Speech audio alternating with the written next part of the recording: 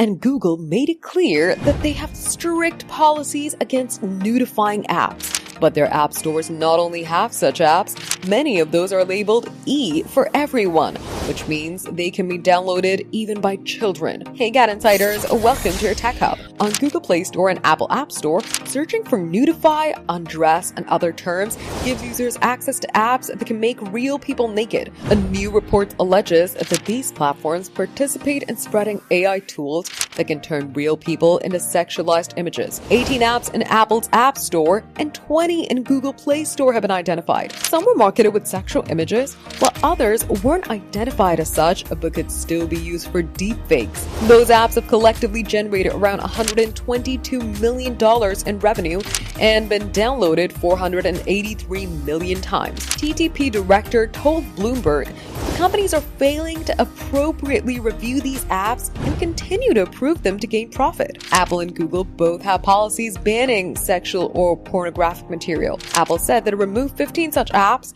while Google said that it suspended a number of them. One of the apps mentioned in the report was Video Face Swap AI, deepfakes that advertise itself by showing an actress's face swapped onto another actress's body. These such deepfake apps have pushed some governments to propose laws against them. The UK's Children Commissioner recently called for a ban on AI deepfake apps to create these images of children. The US and other countries have also created laws banning explicit deepfakes, and even Elon Musk's ex got a cease and desist order over Grok's explicit deepfakes. For more updates, subscribe to GadInsider, like and share the video, and don't forget to press the bell icon so you never miss any updates.